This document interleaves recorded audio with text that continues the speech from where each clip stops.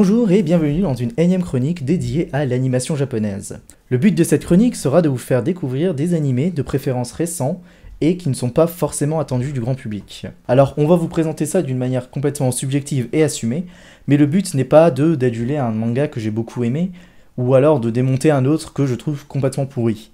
Et pour cause, aujourd'hui on va vous parler d'un animé qui est à peu près entre les deux. Il est bien, mais il n'est pas forcément extraordinaire. L'animé c'est Rail Wars. Rail Wars est un animé tiré du light novel du même nom, écrit par Takumi Toyoda en janvier 2012 et contient actuellement 8 tomes. Il a commencé le 4 juillet 2014 et est diffusé sur la chaîne TBS. La série est produite par la compagnie Passion, ou Passionné si vous préférez, qui a notamment participé à l'animation de Fairy Tail et Skate Dance, pour citer les plus connus. Et si vous en avez apprécié un des deux, tant mieux, si vous n'en avez pas apprécié, tant pis. De toute façon, on s'en fout étant donné que ce n'est pas le sujet aujourd'hui. Bref. Je vais vous lire le résumé de l'histoire fourni par Anime News Network qui se dit comme source la plus fiable d'internet concernant les animés, et ça sur le générique d'intro d'un épisode.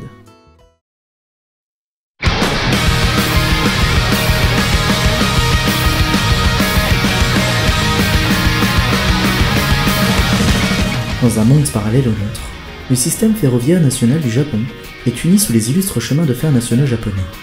Le lycéen Naoto Takayama est l'une des nombreuses personnes qui rêvent de devenir un jour pilote de la JNR. Lorsque Naoto parvient à décrocher un emploi en tant que stagiaire dans la force de sécurité des chemins de fer, il pense qu'il est enfin sur la voie rapide vers le succès.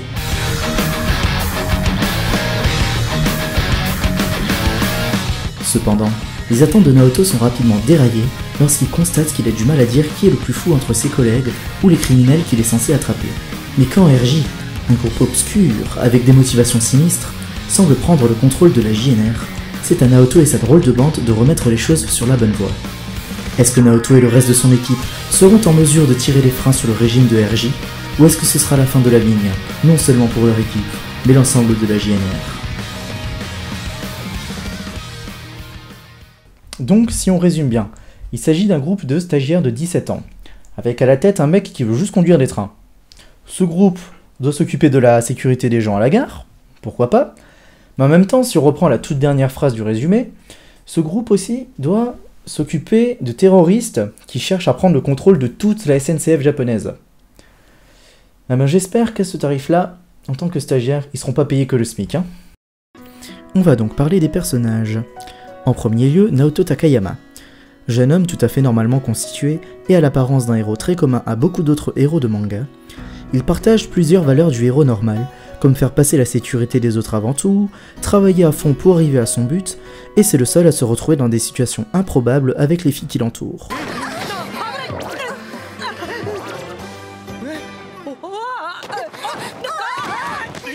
Ok.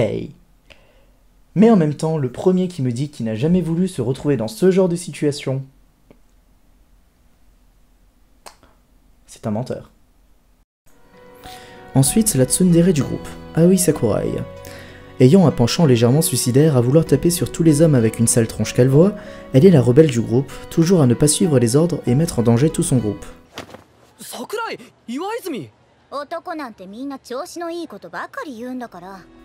Je pense que cette fille aurait dû être présentée comme le personnage principal de la série.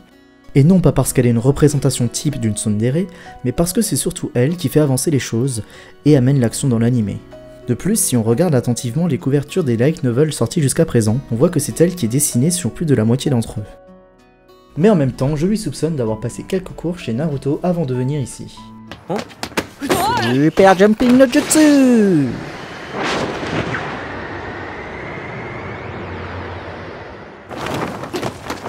En troisième, Haruka Kumi.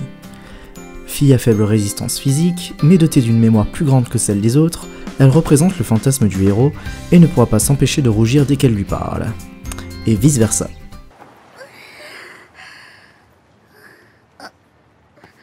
Quand je l'ai aperçue pour la première fois dans l'anime, j'ai cru qu'elle allait être l'héroïne féminine principale. On apprend assez vite dans l'anime qu'elle est à la recherche de quelqu'un, ce qui est un objectif assez banal, mais qui est commun à plusieurs personnages principaux d'anime. Mais au final, on se rend compte qu'elle passe assez vite au second plan en termes d'utilité face à Sakurai, ce qui rend ce personnage un peu secondaire.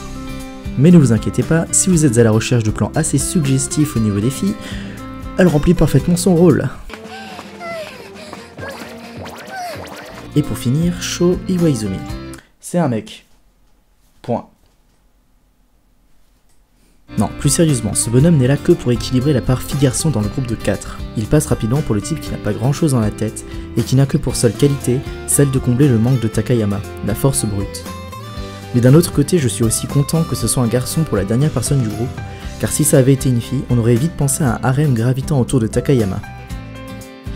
Mais au final, plus on avance dans l'histoire, plus on se rend compte qu'il y en aura finalement un. Donc, si on se met à résumer toute l'équipe, on a un mec qui veut conduire des trains, une fille qui veut taper sur tous les bonhommes qu'elle aime pas avec une sale tronche, une deuxième fille qui cherche quelqu'un, mais on sait pas qui, et on s'en fout un peu, et un quatrième mec qui est juste là pour nous rappeler qu'il n'y a pas que des filles dans cet animé. Belle équipe. D'un point de vue graphique, si on regarde l'animé sans trop faire attention aux détails, il n'y a pas énormément de choses à reprocher.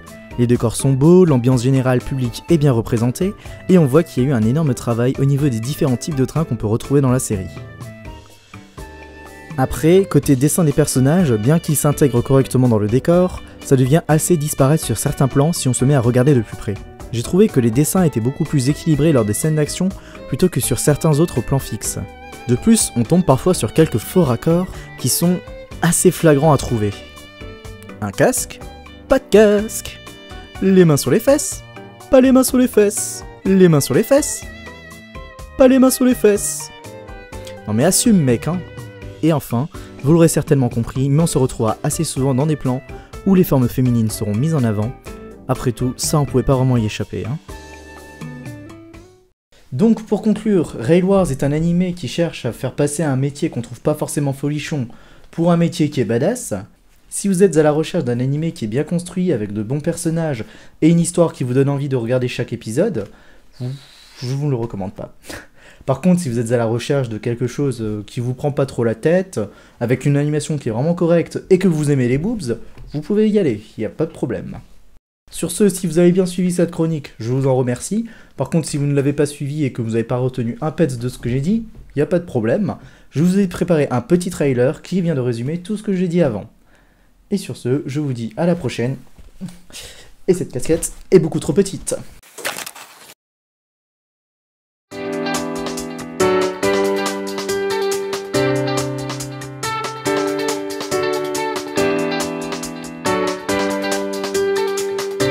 Embarquez dans la fameuse aventure de Rail Wars.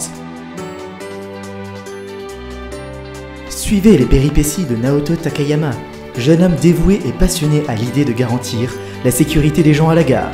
En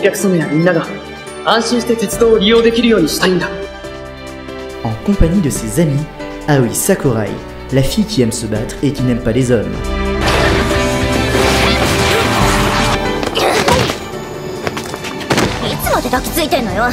Haruka Kumi et ses 2 cerveaux supplémentaires au niveau du buste.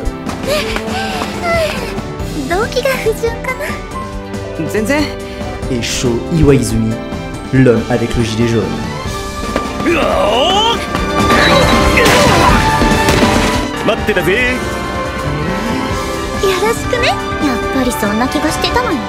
Ensemble, ils vivront des situations dignes de toutes les sécurités des gares du monde.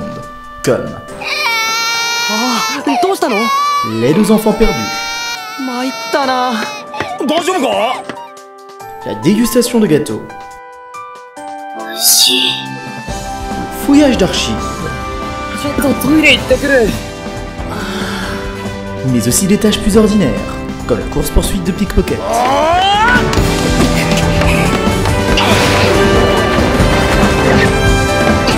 Le désamorçage d'une bombe.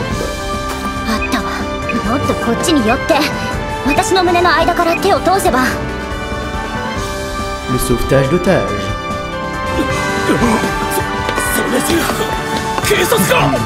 Rail Wars, un animé où la passion du train est plus grande que tout ce que vous pouvez imaginer.